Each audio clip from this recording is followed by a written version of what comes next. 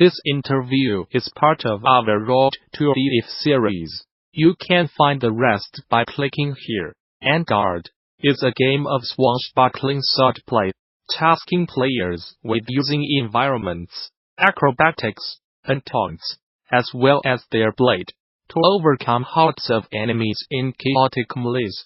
Gamasutra spoke with Adrien Poncet and the team behind the Best Student Game-nominated En Garde to talk about the thoughts that go into turning combat into a theater-like spectacle, how they drew from film and literature to create their swashbuckling swordplay, and the challenges they faced as students taking on such an ambitious project. With our team of students from Supinfogame Rubika, France, En Garde was our graduation project and we worked on it for a whole school year. We were 4 designers, 3 artists, and 1 programmer.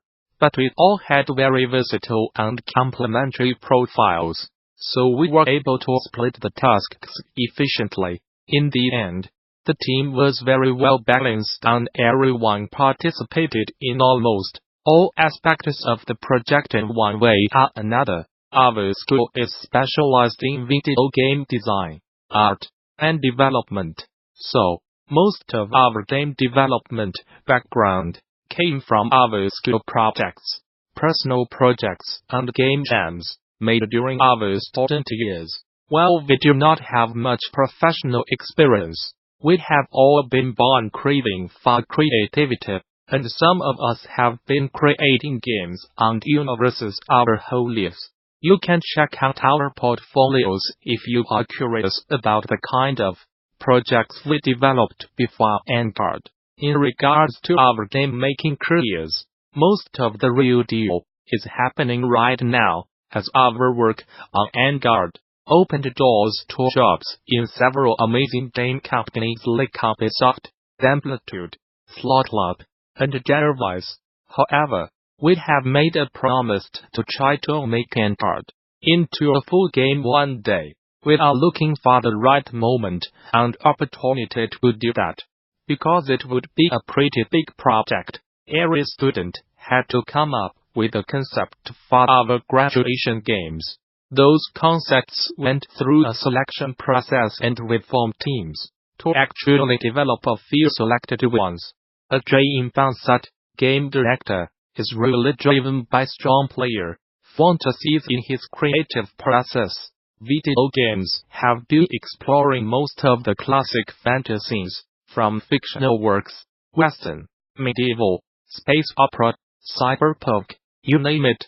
But he realized one day that there was no proper musketeer video game.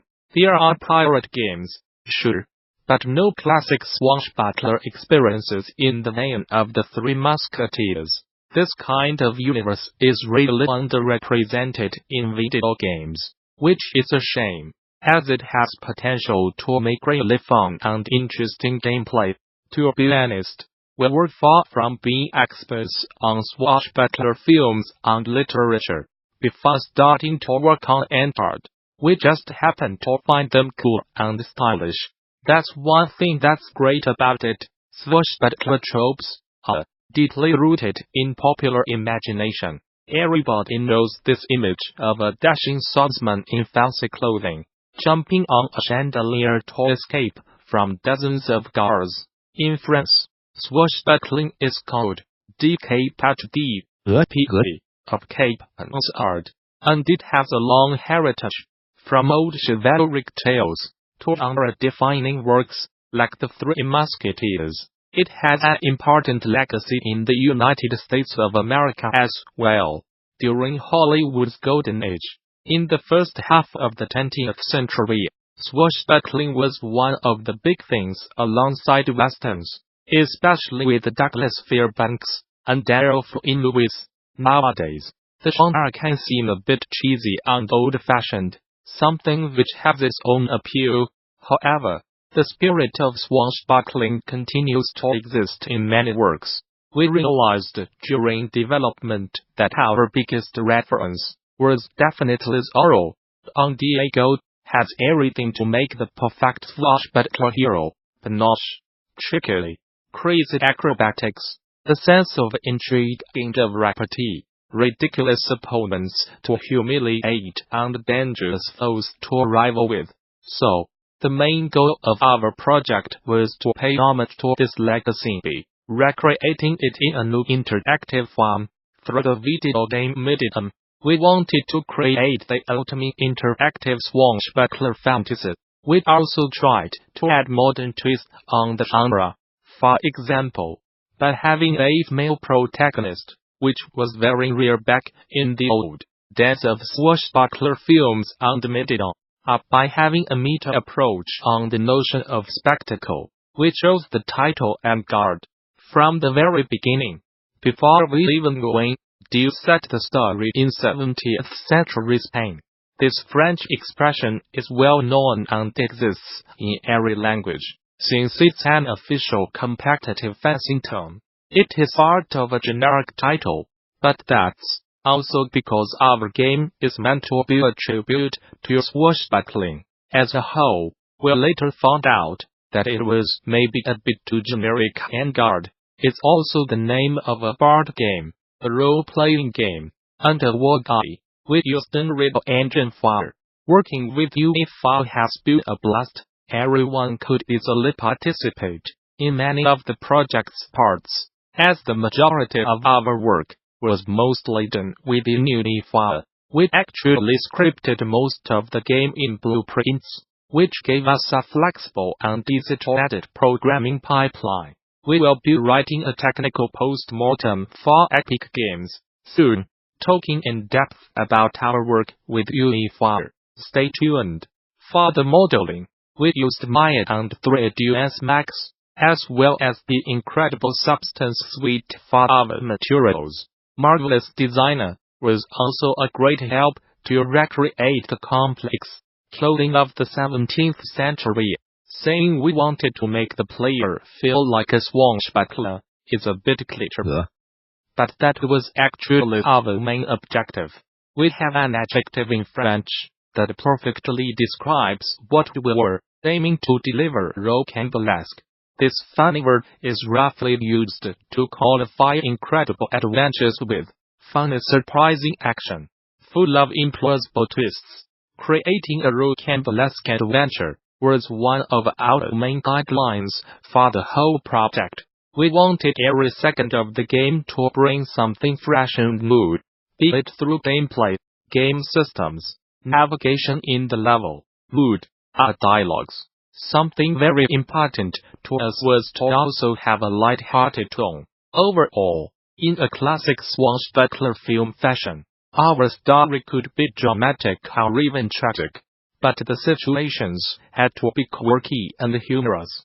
We wanted our character and our player to always fight with pride and positivity. As En Garde takes inspiration from a lot of classic references, we also wanted the game's world and tone to feel familiar to the player. It's important that our players can identify familiar tropes if we want them to live the classic swashbuckler fantasy. Again, we relied on popular imagination.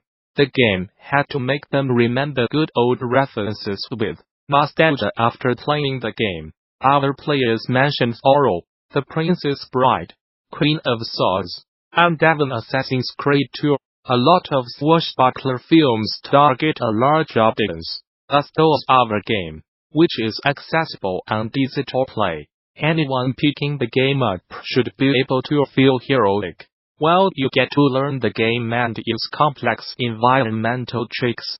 The feeling of mastery reinforces the fantasy even more, and makes every melee feel like a spectacle. We also hesitated on whether we should create only 1v1 hard duels, or fights against multiple opponents.